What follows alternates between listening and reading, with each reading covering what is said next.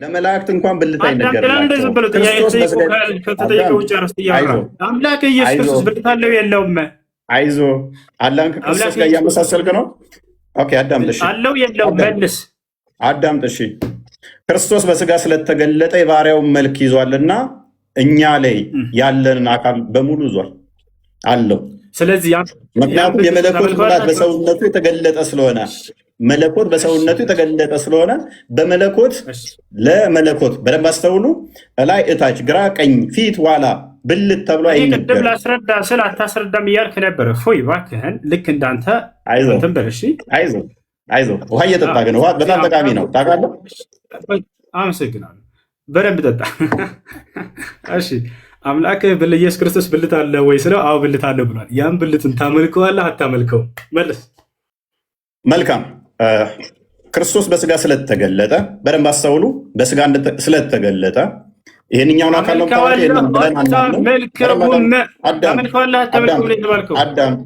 አዳምጥ፣ ተረጋጋ። ዝም ብለህ እኮ ተረጋጋ። ቆላስይስ ምዕራፍ 2 ቁጥር 9 ላይ እንደሚናገረው አታመልከውም። አዳምጥ። እሺ አታመልከውም። እርሱ ይመለካል፣ ክርስቶስ ይመለካል። አዎ አንተ ግን ማታውቀውን ብልት ይኑረው አይኑረው ወይንም ደግሞ ሁለቱንም ሊኖረው ይችላል። ዝም ብለህ ግን እያመለከው የተጠየቀውን አውራ። ምን ይሻላል ልጆች? የተጠየቀውን አውራ። ያን ታመልከዋለህ ወይ ስለው አዎ አመልከዋለሁ ብሎ ተናግሯል። ያ ነው። እሺ አንተ የምታመልከው ግን አላህ ብልት ይኑረው አይኑረው አታውቅም። ጥያቄው የኔ ተራ ነው። እፎይ ጥያቄው የኔ ተራ ነው። ስነ ስርዓት ያዝ። አሳዝናኝ እኮ ነው። አልተገለጸም ብለህ መልሰህ ጨርሰህ አሳዝናኝ ነው። አይዞህ ቀጥል።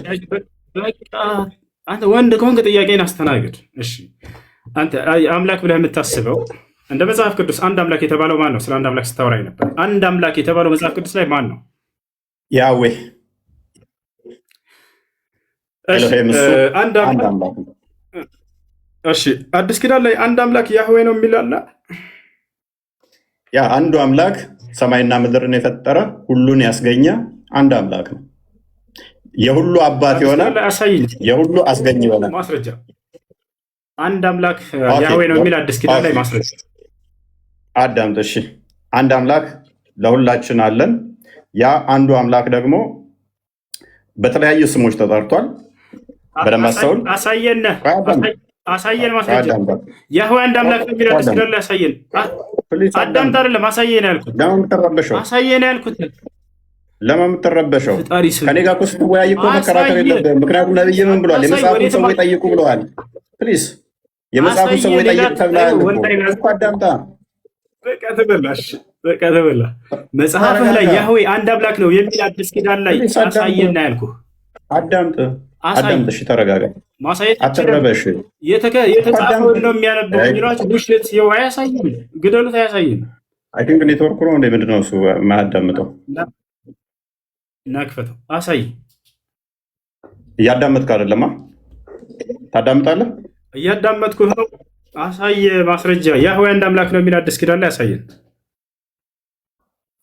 እያዳመጥክ አይደለም እኮ። እኛ ምን ብለን እናምናለን? እግዚአብሔር በሁሉ እያዳመጥክ አይደለም። አሁን ክርስቶስ ለምሳሌ በማቴዎስ ወንጌል ላይም አስቀድሞ መዝሙረ ዳዊት ላይ ጌታ ጌታዬን የእግረ መረገጫ እስካደርግ የሚለውን በሐዲስ ኪዳን ሲጠቅሰውና ኮት ሲያደርገው በብሉይ ኪዳን የተነገሩት ስለሱ እንደሆነ ተናግሯል። በብሉይ ኪዳን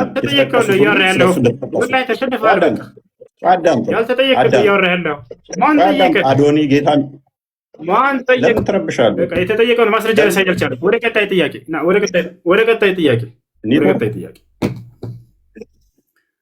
ይሰማ ልጆች ይሰማቸዋል? አልተገለጠም። መልስ ነው።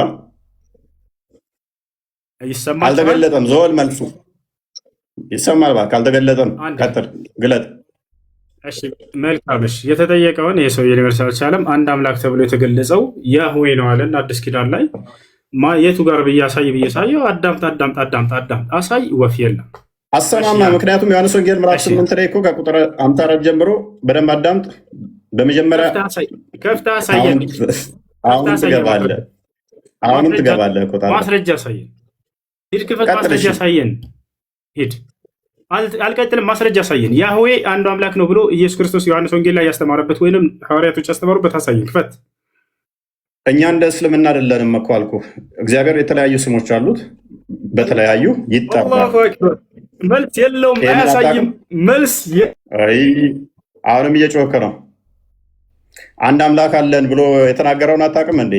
ለአንድ አምላክ ሂድና ስገድ ብሎ የተናገረውንም አታውቅም? ይህንን ቤት ትጠይቃለህ እኮ ቤት ስትጠይቅ ነበረ። ከትእዛዛት የቱን ልጠብቅ ሲል የብሉይ ኪዳንን ኮታ አድርጎ እንደተናገረ ክርስቶስ አታውቅም ማለት ነው።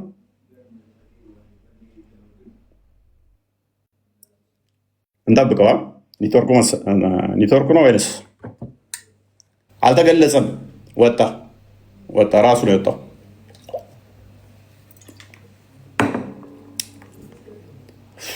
ራሱ ነው የወጣው።